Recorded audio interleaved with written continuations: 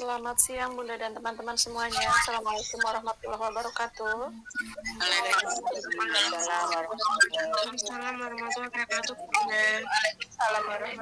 Selamat siang, salam sehat ya untuk kita semuanya yang saya hormati dan saya banggakan bunda-bunda semuanya.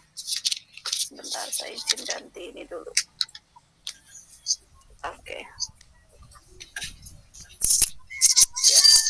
Bertemu lagi di mata kuliah perencanaan pembelajaran untuk bila sudah selesai dari perkuliahan sebelumnya ya. Sudah.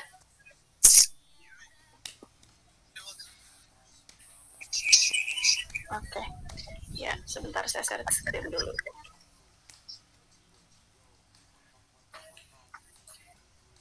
Baik, ini materi saya. Sebetulnya akan saya adaptasikan juga dengan materi dari diklat berjenjang ya, diklat dasar. Gitu, ada yang sudah pernah mengikut diklat dasar? Belum, Bun. Sudah. Kalau sudah harusnya terkonversi sudahnya mungkin ketika bunda-bunda sudah kuliah ya? Iya. Belum, Bun. Oke. Ya.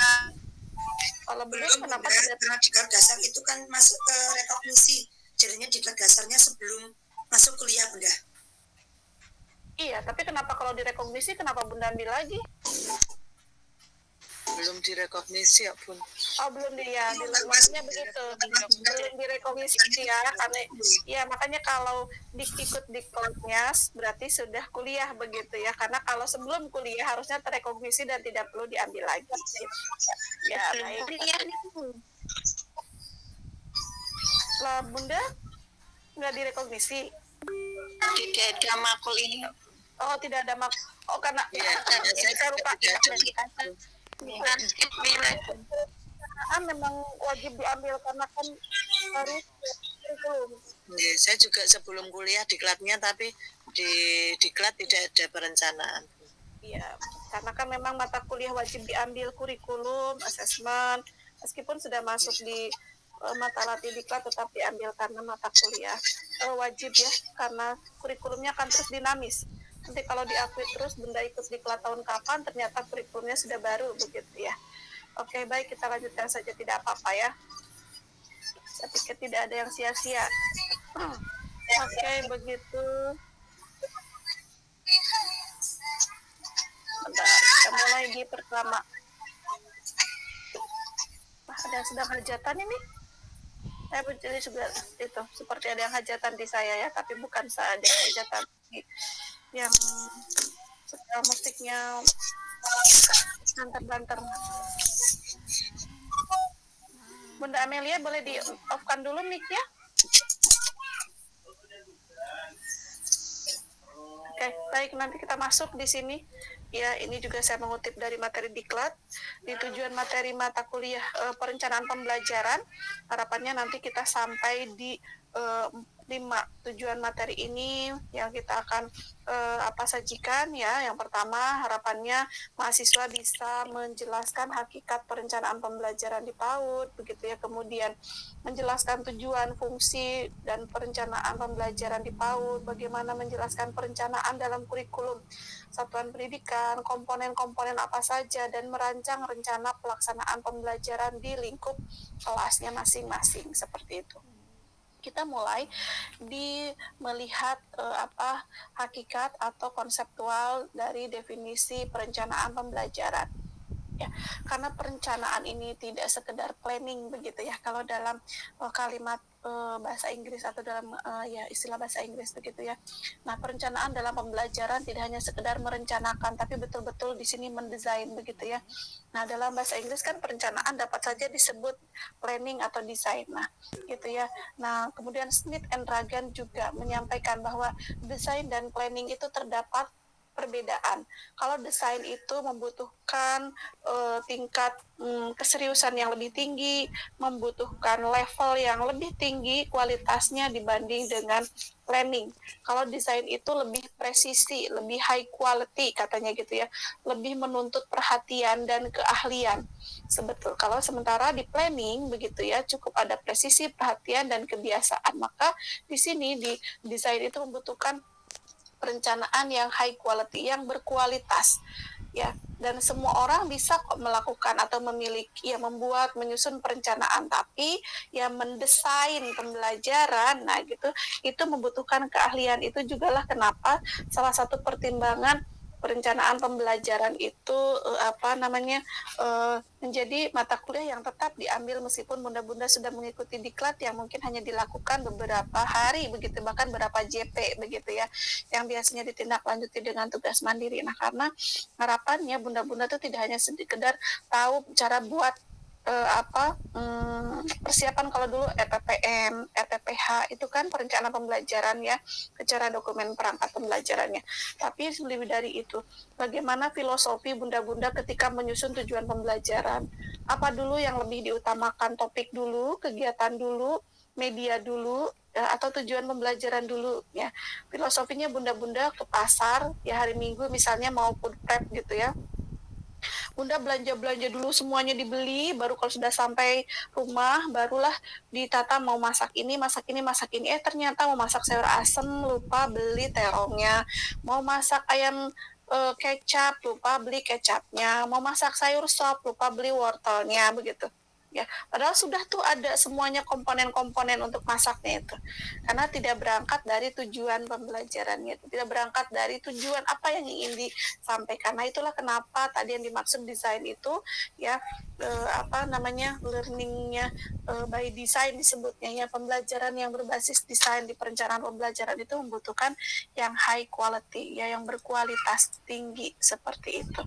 Nah, maka berangkat dari situ perencanaan pembelajaran itu tidak hanya saja sekedar sebuah rencana yang biasa saja, yang kemudian rutinitas harian, tapi lebih kepada bagaimana menyusun hal yang akan dilakukan oleh anak ya, serangkaian kegiatan, tapi tidak hanya saja presisi, tidak hanya saja perhatian yang sangat serius, tetapi juga kualitasnya gitu ya, tujuan pembelajaran apa yang akan disampaikan pada anak sehingga dibuat perencanaan pembelajaran seperti itu.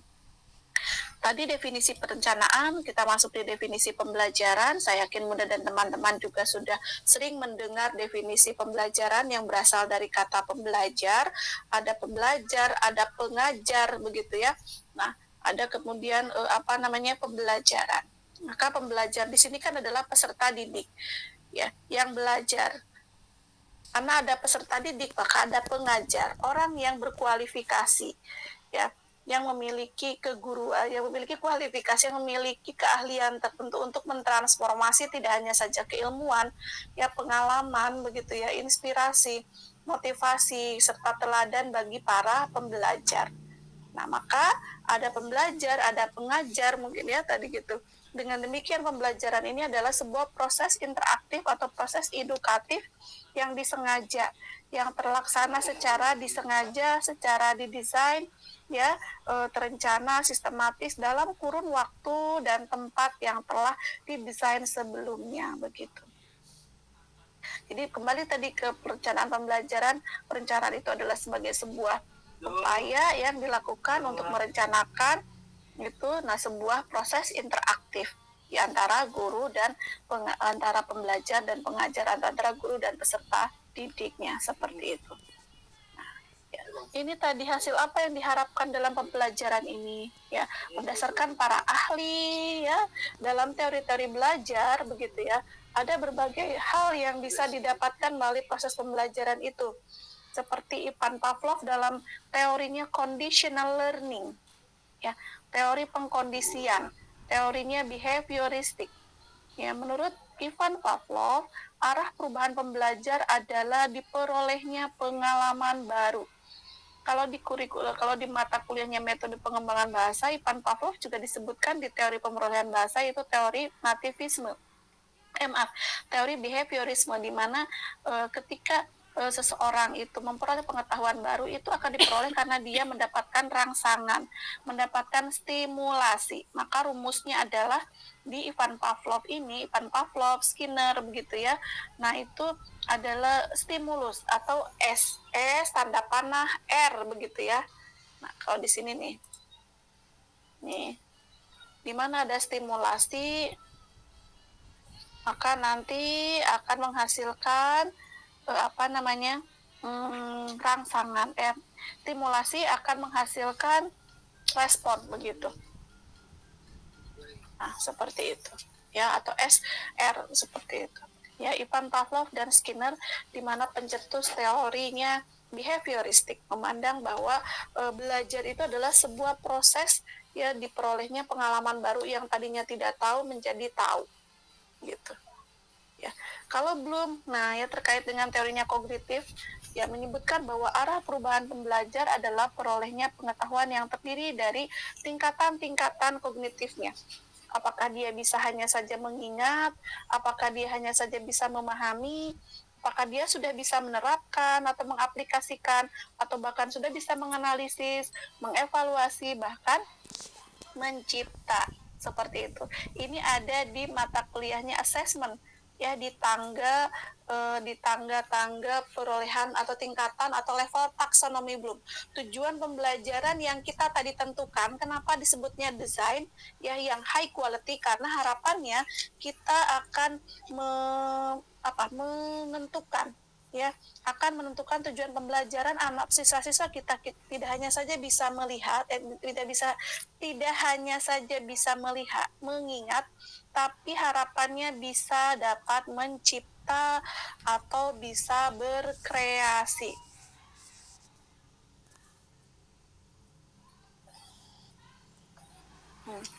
Ya, berkreasi. Ini kalau di level taksonomi Bloom itu levelnya sudah level tertinggi, ya.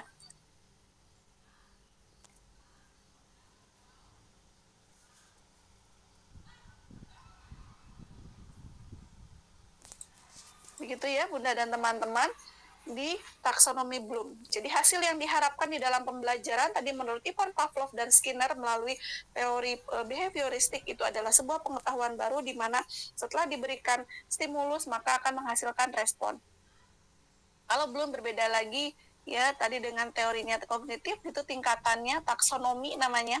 Taksonomi Bloom itu ya meringkat, melevelkan tingkatan-tingkatan kognitif seseorang individu setelah memperoleh pembelajaran begitu ya. Apakah dia hanya saja mengingat tadi, apakah hanya memahami, atau sampai di kemampuannya mencipta, menyusun, berkreasi, mengembangkan, membuat.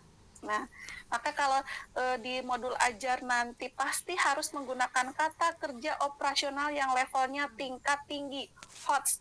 Nah, ada di level di sini analisis, evaluasi, dan cipta atau kreasi. Itu HOTS ya, HO besar, T S-nya kecil, higher order thinking skills ya. Tapi kalau di mengingat, memahami, menerapkan, ini masih sifatnya LOTS, lower order thinking skills gitu. Nah, sedangkan kemampuan berpikir tingkat tinggi, kemampuan berpikir kritis ini kan menjadi profil abad 21 ya, individu. Nah, maka nanti kita akan mencermati perencanaan pembelajaran yang sudah Bunda buat selama ini tuh sudah masuk di ranah HOTS apa masih di LOTS.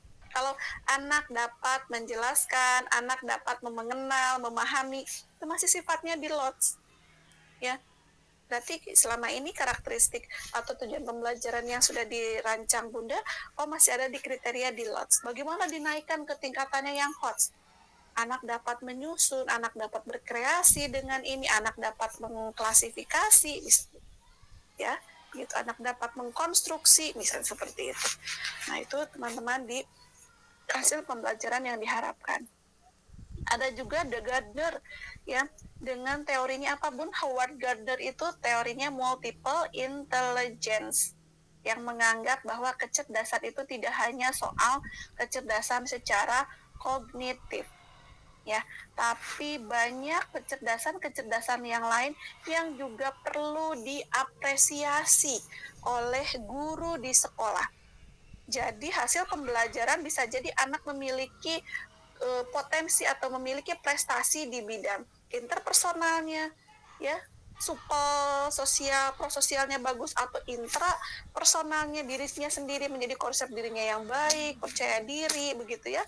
Nah, atau yang mungkin naturalis, senang dengan alam, kinestetik yang dengan banyak gerak, logika matematik yang selama ini mungkin di kognitifnya, kecerdasan linguistiknya kalau dia senang sekali dengan apresiasi bahasa, sastra, baca puisinya bagus, bicaranya bagus, kalau senang bercerita, gitu, ya. Atau dengan Dyers yang arah perubahan pembelajar adalah diperolehnya kemampuan pendekatan saintifik. Nah, Dyers itu, ya, pendekatan saintifik itu jadi dari Dyers, ya, atau Anderson, yang bagaimana afektifnya, ya, itu perubahan pembelajaran itu diperolehnya sikap mau belajar kah, menerimakah, menunjukkannya, mengamalkannya, atau menginternalisasi atau menghayati. Ini ranah di aspek afektif. Kalau tadi di sini di Bloom ini kan ranah kognitif, kalau di Anderson ini adalah ranahnya kognitif, ya, sudah terinternalisasi gitu. Nah, seperti itu teman-teman. Nah, paham ya sampai di sini? Atau ada yang perlu didiskusikan dulu? Hasil yang diharapkan dalam pembelajaran dari berbagai teori yang kita kenal begitu.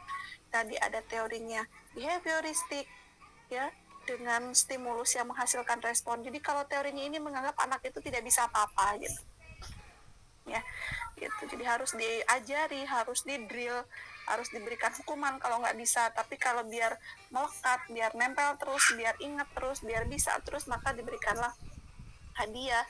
Ya harus meniru, berarti kita jadi teladan yang baik begitu. Ada juga yang teorinya kognitif dari taksonomi Bloom, ada Piaget juga sama, ya, di kognitif, Gardner yang multiple intelligence, Dyers yang pendekatan saintifik, dan Anderson yang tingkatan di ranah afektifnya. Seperti itu teman-teman. Next. Nah, ini tadi, ya, distingsi atau mungkin perbedaan istilah, ya. Ada pembelajaran, ada pendidikan, ada pengajaran, dan ada pelatihan. Sering sekali kan ada istilah-istilah tersebut, ya. Nih, Smith dan Ragan kembali menjelaskan istilah education adalah istilah yang sangat luas, ya. Education itu jadi istilah yang sangat luas. Nah, ada di ranah ini nih yang bulat.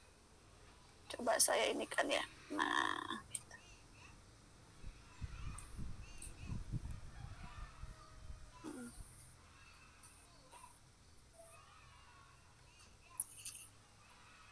Nah, education adalah istilah yang sangat luas, ada di sini, ya. Gitu.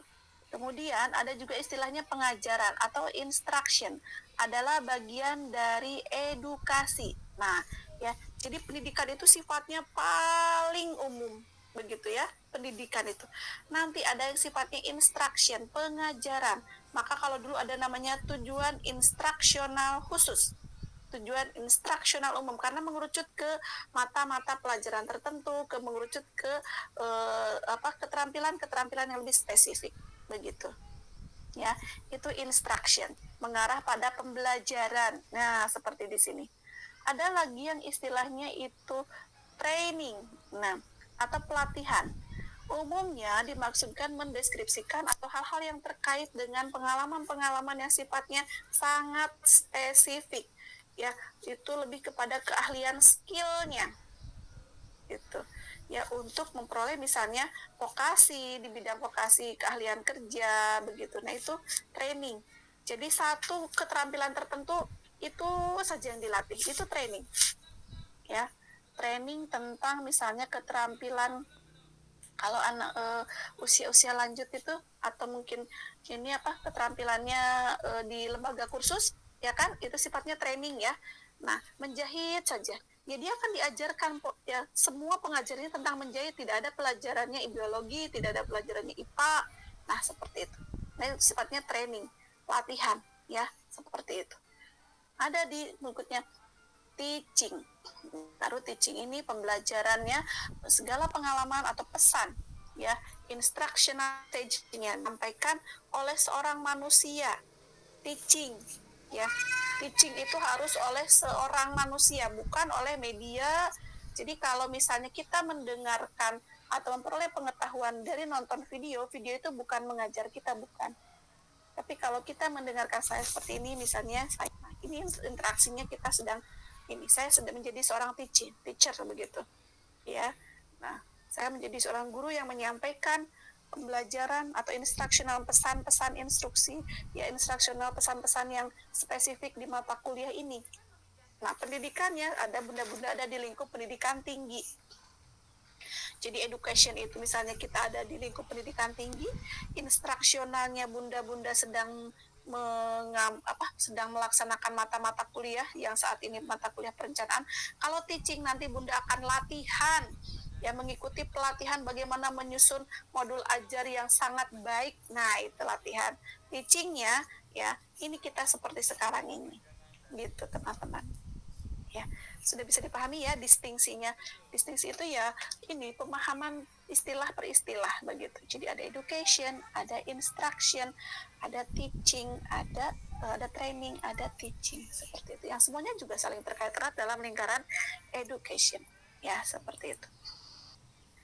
Nah, kemudian ada term design atau rancangan pembelajaran. Tadi ya seperti disampaikan sudah begitu ya, bahwa harapannya term design itu, rancangan pembelajaran itu model pembelajaran yang di dalamnya ada perencanaan ya secara detail, ada komponen-komponen tujuannya apa, materinya apa, kegiatannya bagaimana, alat bahan bagaimana, implementasinya seperti apa kegiatannya, dan asesmennya bagaimana gitu ya. Oke, nah ini definisi perencanaan dalam konstruk tematik ya. Saya pikir tadi dari tadi juga sudah terbahas ya. Perencanaan pembelajaran berarti kegiatan merencanakan pembelajaran dalam kurun waktu tertentu ya, disengaja supaya pembelajar dapat belajar meraih perubahan pengetahuan, keterampilan dan sikap secara permanen begitu. Sebentar ini. Kok itu ya, apa namanya, lengkap sekali. Coba saya ini kan karakter and spacingnya, coba udah ya. Nah ini juga sama, nanti teman-teman bisa kembali mencermati. Nah ini 3 aktivitas utama dalam perencanaan pembelajaran. Nanti ada analisis lingkungan belajar ya. Sebelum nanti menyusun perencanaan, tentu saja bunda-bunda akan menganalisis lingkungan belajar bunda itu di satuan pembelajarannya, karakteristik, lebih kepada mengenal karakteristik sekolahnya itu. Oh, kami ini ada di pedesaan, kami ini ada di daerah pegunungan, kami ini ada di daerah pesawahan, perkebunan, kami ini ada di daerah perkotaan gitu. Jadi nanti untuk bisa mengidentifikasi ciri-ciri khas, potensi-potensi yang akan dibawa ke dalam proses pembelajaran. Itu dianalisis lingkungan belajar. Barulah masuk di analisis karakteristik siswa. Ya, bagaimana analisis atau identifikasi awal siswanya? Bisa di asesmen awalnya, kemampuan awal anaknya, ya peserta didiknya, seperti itu potensi tadi, potensi peserta didik yang kemarin sudah terlihat setelah mengikuti pembelajaran tertentu, seperti itu. Dan analisis tugas pembelajaran juga seperti itu. Ini masih sifatnya yang lebih umum ya. Kemudian juga ada strategi ya, menentukan strategi pembelajarannya seperti apa, nanti akan kita lebih detailkan kembali. Dan ada evaluasi ya. Evaluasi nanti kita masuk di mata kuliah assessment ya, ada evaluasi sumatif, ada evaluasi formatif, seperti itu. Nah, apa yang diperoleh ketika kita menyusun desain pembelajaran ya tentu saja bisa kita untuk mendukung ya peserta didik untuk belajar, menyiapkan dengan lebih detail, menyiapkan dengan lebih terencana, seperti itu, sehingga pembelajarannya menjadi efektif ya begitu. Kemudian mendukung koordinasi baik itu kita begitu ya, perencana, pengembang dan pelaksana pembelajaran, dan memudahkan untuk tadi diseminasi atau diadopsi atau duplikasi begitu ya. Ini nomor 4 di sini. Ini sifatnya masih sangat umum ya di rencana pembelajaran itu, seperti itu. Oke, itu manfaatnya. Terus kemudian ada banyak 7. Terus ini apa lagi? Rambu-rambu perencanaan pembelajaran. Nanti kita akan lebih spesifik di sini. Ya, saya akan bawa teman-teman ke karena modal kita menyusun perencanaan pembelajaran itu salah satunya apa namanya di kurikulumnya yang lebih spesifik sekarang ini apa? Teman-teman sudah kalau di apa? Kalau di pada sudah saya tautkan panduan CP. Nah, karena untuk menyusun perencanaan pembelajaran kan harus kita kenalkan atau harus kita tahu itu tujuan pembelajaran ya kan menyusun salah satunya. Nah, maka kita akan kenalan di sini nanti karena pekan depan sudah masuk di bagaimana menyusun perencanaan pembelajaran. Ya. Kemarin saya sudah mendapatkan informasi rata-rata kita teman-teman masih menggunakan kurikulum Merdeka walaupun juga sudah mulai terintegrasi dengan kurikulum pembelajaran mendalam begitu ya. Tapi secara keseluruhan masih menggunakan kurikulum Merdeka ya. Gitu. Tapi di sini capaian pembelajaran di fase fondasinya sudah ada revisi Bunda dan teman-teman. Sebetulnya revisi di bagian mananya saya juga belum terlalu mencermati, tapi untuk nanti menjadi bahan revisi kurikulumnya Bunda-Bunda begitu ya. Nah, capaian-capaian pembelajaran yang sudah disusun yang kemarin itu ini yang sudah direvisi bagian terakhir begitu ya. Nah, di sini kita langsung lihat saja di deskripsi capaian pembelajaran. Sampai nanti bagaimana menyusun ini di TP dan ATP-nya. Karena itu nanti yang akan kita gunakan untuk menyusun rencana pembelajaran. Bunda-bunda boleh silahkan dibuka juga ya. 4, 5, 6. Nah ini ya. Deskripsi capaian pembelajaran. Nah, deskripsi capaian pembelajaran atau CP ya sekarang khususnya di fase fondasi itu tetap kalau secara elemen ada 3 elemen ya. Di sini bagaimana nanti kegiatan-kegiatan itu tetap menyesuaikan atau hasil akhirnya gitu ya. Kalau dulu kan ada STPPA, sekarang adalah menyesuaikan dengan capaian pembelajaran gitu. Nah, inilah yang bagian yang tadi saya katakan kenapa kita perlu memahami dan menganalisis capaian pembelajaran karena nanti akan digunakan untuk menyusun tujuan pembelajaran dan alurnya yang akan juga kita teruskan dalam menyusun rencana pembelajaran ataupun asesmen tadi ya. Nah, ini rasionalnya teman-teman, baru kita menyusun ke sini. Nanti bisa dibaca kedua ya. Ini rasionalnya kita ke kalimatnya mana nih, kalimat nilai agama budi pekerti. Nah ini ya, nilai agama budi pekerti, deskripsi lingkup dan perkembangan mulai dari nilai agama dan budi pekerti ya, ada rasa syukur. Nah jadi ada 3 komponen begitu ya di lingkup CP-nya ini, ada nilai agama, budi pekerti, rasa syukur terhadap Tuhan Yang Maha Esa.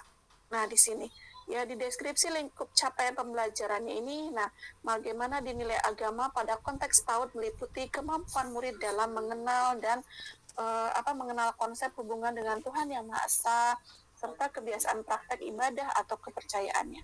Kemudian juga ada di budi pekerti dan rasa syukur ini. Ya, ini ada pertimbangan kenapa pertimbangan konseptual dalam perumusan elemen tersebut, begitu ya. Gitu. Karena biasanya kan elemen ini bertujuan membangun nilai agama, perilaku akhlak mulia pada murid sejak dini.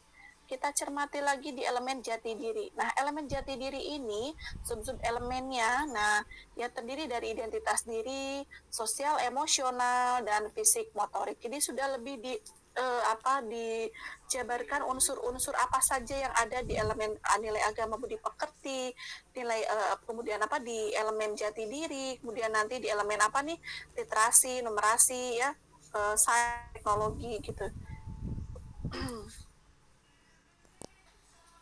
Kita lihat dulu di bunda-bunda cermati dulu elemen jati diri ya, bisa dibaca personal dulu. Saya ada yang harus ditanda tangan. Sebentar, silakan dicermati.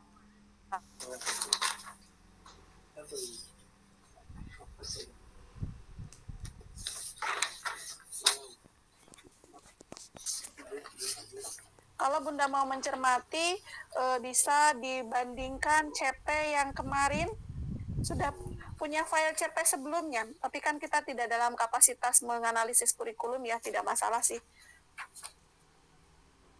Kalau di semester kemarin yang mata kuliah assessment, saya masih kirimkan CP dan ATP fase fondasi sebelumnya.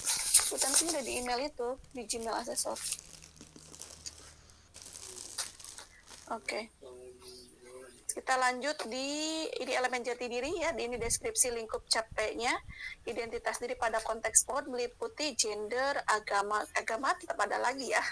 Padahal di atas sudah agama ada, dan sosial budaya, dan menyadari dirinya dengan mungkin maksudnya di sini identitas diri dari agama, maksudnya gitu ya.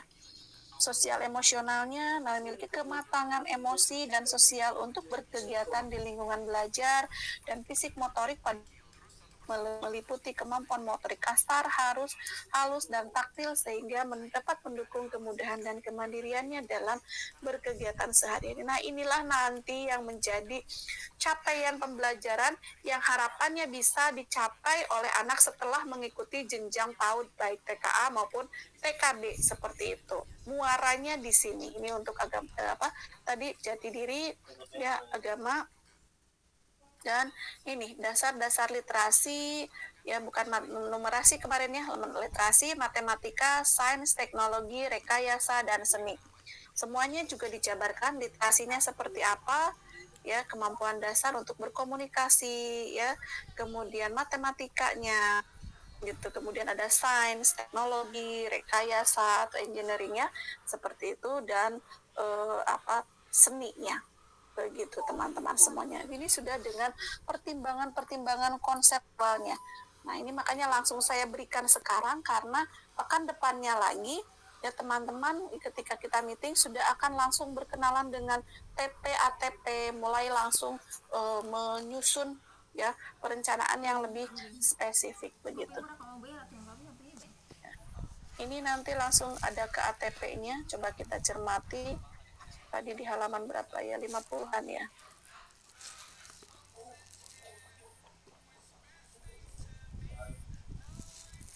Ini ada pengetahuan esensial. Nanti boleh dibaca kalau kita di sini nanti. Nah, contoh penahapan penguasaan kompetensi dari pengetahuan yang ada dalam subelemen menjadi alur tujuan pada nilai agama budi pekerti. Ini kan tadi subelemen ya, subelemennya di CP-nya nilai agama budi pekerti. Nah, murid percaya pada Tuhan Yang Maha Esa. Sudah diturunkan ke ATP-nya alurnya, mulai dari mengenal ajaran agama atau kepercayaan yang dianut, itu terdiri dari beberapa fase, beberapa tingkatan. Anak untuk yang pertama, hanya.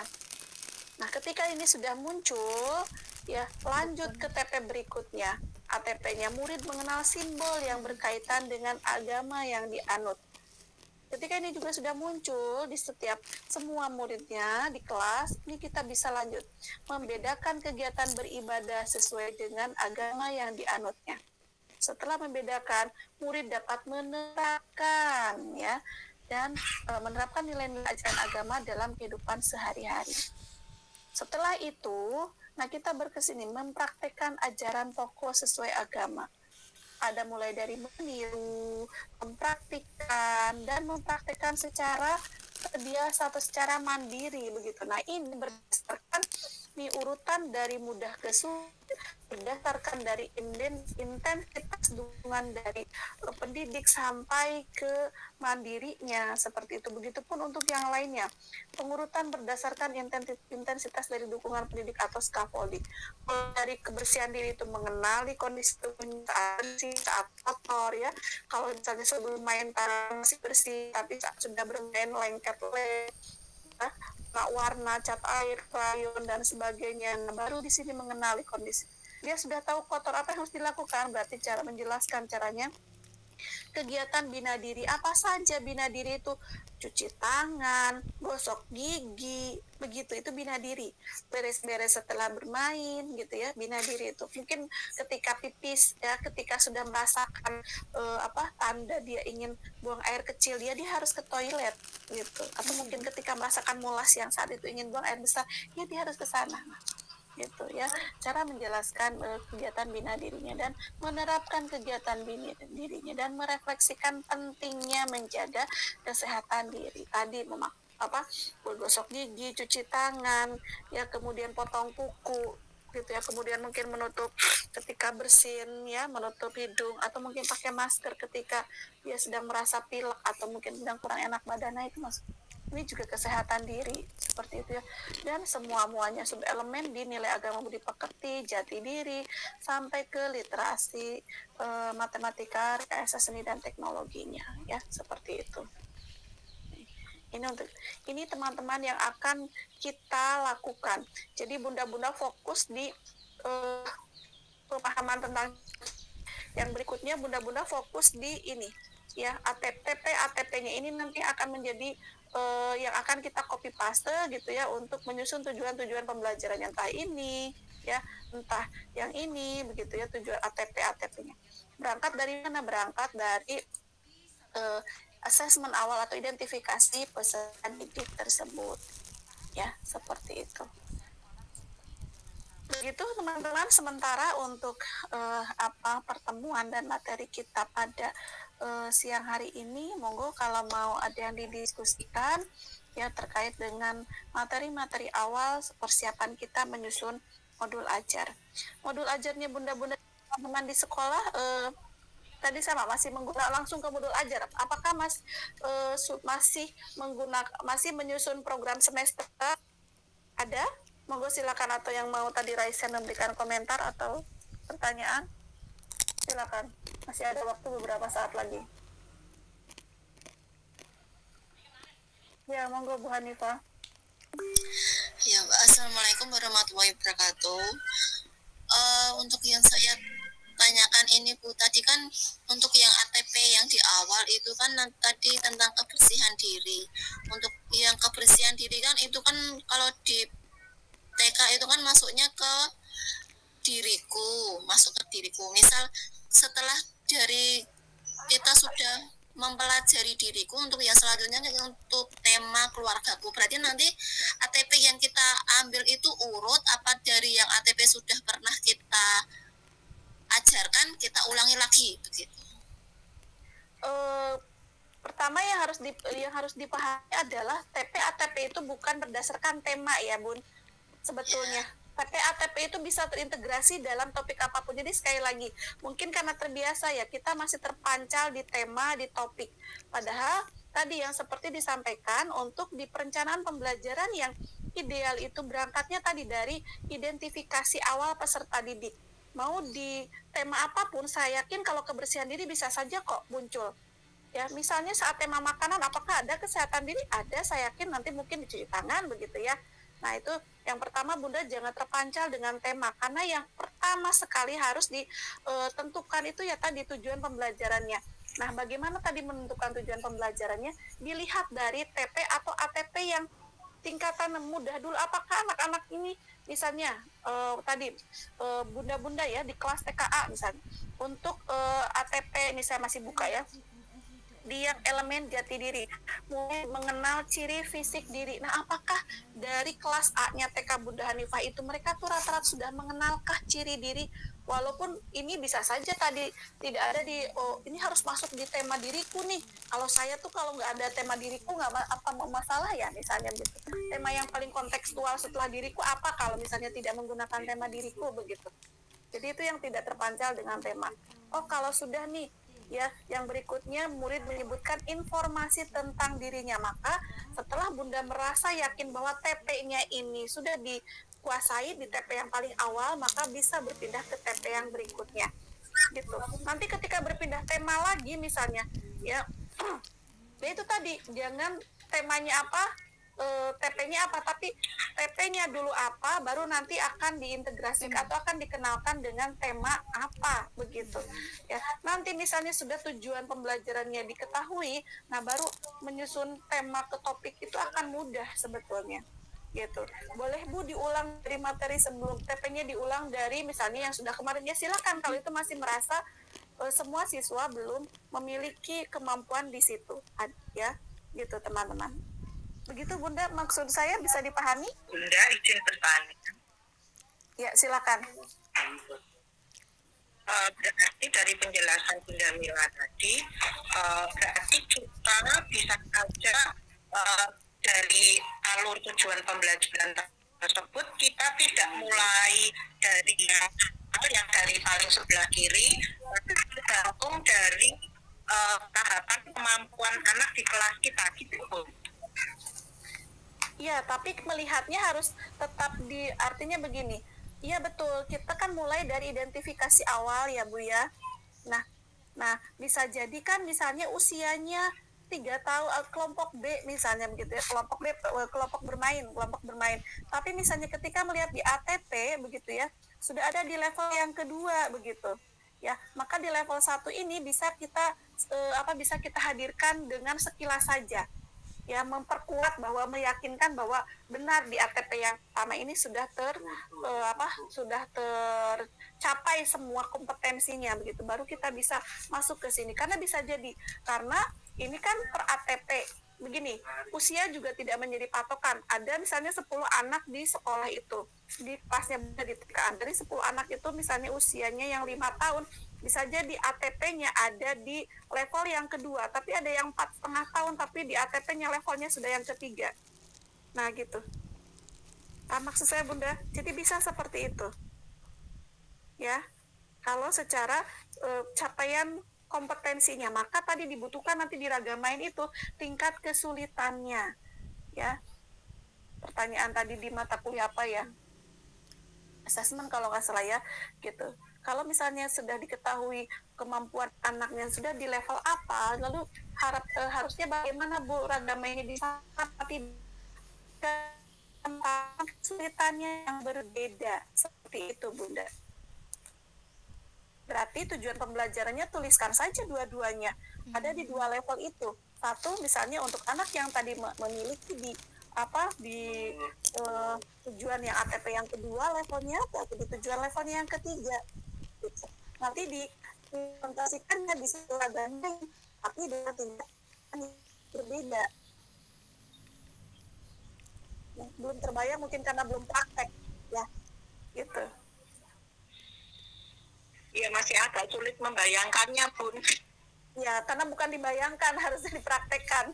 Ya, tapi ini analoginya Bunda-bunda ya tadi harus memang memahami betul-betul di TP ATP-nya tersebut. Jadi Bunda-bunda berangkat dari tujuannya. Sekali lagi bukan dari tema dan topiknya. Ya, gitu. Jadi nanti pada saat menuliskan modul ajar menyusun, identifikasi peserta didiknya Bunda dulu harus dituliskan. Mau mengarah di yang mana dulu? Dimermin dulu. Saya mau misalnya kemampuan mana yang dibidik ya. Kalau tadi di SKL-nya, di materi apa tadi saya buka di SKL itu asesmen, jangan-jangan ya. Standar kompetensi lulusannya, di pemahaman nilai agamanya. Dilihat tadi ATP-nya, rata-rata sudah ada di level berapa kalau di level di karena tadi kan ATP itu bergerak dari kiri ke kanan ya. Apakah di kiri sudah tercapai semuanya, bergerak ke yang agak kanan gitu. Ya. Tidak semua sama Bunda, ada yang satu, ada yang dua-duanya boleh saat itu dimasukkan. Nanti bergeser lagi semua sudah yang ke satu level yang di kiri geser. Yang geser juga belum semuanya, berarti dua-duanya boleh. Maka kan di penyusunan tujuan pembelajaran ya, satu mungkin level nilai agama, tapi misalnya ada 2. Nah, 2 itu untuk memfasilitasi, ada yang di level yang yang masih dimengenal atau ada yang sudah dimembedakan gitu.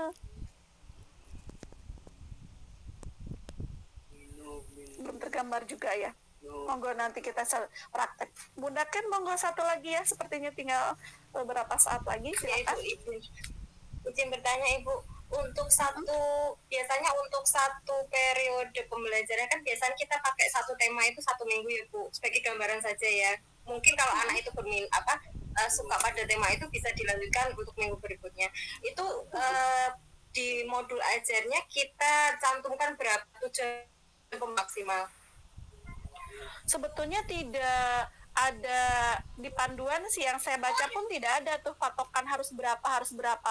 Tapi tadi Bunda, saya yakin sebagai guru tuh kan punya pertimbangan ya, akan dan perubahan perilaku, perubahan kompetensi itu tidak mungkin bisa secepat ya perubahan yang mungkin kalau kita hafalan 1 tambah 1 tuh dihafal itu bisa dengan mudah gitu ya, perlu beberapa waktu. Nah, maka untuk 1 minggu saya biasanya nih merekomendasikan kepada guru atau kepada mahasiswa saya yang mungkin sekarang ya sedang belajar menyusun mikro itu, pembelajaran mikro, paling tidak di satu capaian itu atau di satu elemen 2 untuk 1 minggu itu misalnya 2, tidak banyak. Karena nanti bunda-bunda kan terpancing, oh ini tujuan pembelajaran ini belum kita berikan. Tapi kalau 2 itu kan misalnya nanti imbasnya ke penilaian, ya kan? Terlalu banyak tujuan pembelajaran, terlalu banyak juga item penilaian yang harus kita nilai, ya kan? Nanti gimana cara kita menilai mereka? Misalnya nilai agama budi pekertinya 2, nilai jati dirinya juga 2, ya. Literasi numerasinya mungkin bisa 3 atau karena apa? Itu terkait misalnya ragam main yang lebih bervariasi, ya kan? Dan lebih banyak aspek juga kan yang akan distimulasikan. Nah, maka 1 minggu itu biasanya saya merekomendasikan gitu, 2 nilai agama, 2 jati diri, 3 literasi STEM-nya misalnya seperti itu, saya menyingkatnya. Nah, itu untuk memudahkan kita nanti melakukan proses penilaian. Hari pertama, hari Senin, nilai agama budi pekerti yang ke-1, jati diri yang ke-1, literasi STEM-nya 2. Itu kan hari ke-1, Senin. Selasa, kita lihat lagi sudah dicapai belum TP-nya yang pertama. Kalau belum, tapi kan penilaiannya juga anak yang lain, tetap di TP itu juga silakan. Rabu TP-nya sudah ganti, Kamis tetap yang ke urutan yang rollingan yang ke ini Jumat. Nah, gabungan mana TP-TP yang belum itu ya, penyusunan TP itu tidak salah, sudah yang ini aja, mainnya asal senang begitu. Memang indikasi tadi dari asesmen, makanya perencanaan dan itu kedua-duanya sangat saling berkaitan erat. Dan maka saya pun ya itu ketika mengampu bayang baru asesmen sudah saya yang sebelumnya di perencanaan, jadi saya ngikut begitu ya. Ya bisa merencanakan perencanaan yang baik ya sebelumnya harus melakukan refleksi dulu, refleksi dari pembelajaran ini ya, dari mana ya pelaksanaan asesmen awal tadi gitu. Ya kan, makanya Bu, tapi kan anaknya banyak ya, itu tadi kalau itu masalahnya ada di ibu ya, di sekolah kebanyakan gurunya 1, jadi kesulitan sekali begitu untuk melihat apa namanya melakukan identifikasi awal itu. Oke, seperti itu Bu. Terima kasih. Tadi sudah saya contohkan misalnya 2 minimal, walaupun tidak ada patok tersendiri ya, saya tidak melihat pedoman baku harus berapa gitu menyusun tujuan pembelajaran di ATP-nya. Nanti berbeda kalau tujuan kegiatan baru banyak, ya kan? Tujuan kegiatan hari ini kan pasti akan berbeda dengan hari besok. Nah, itu beda. Tujuan kegiatan pun harus mengerucut, harus relevan dengan tujuan pembelajaran. Tujuan pembelajarannya tadi misalnya kesehatan. Tujuan kegiatannya apa? Nanti kan akan dikaitkan ke topik, akan dikaitkan ke kegiatan. Nah, gitu ya.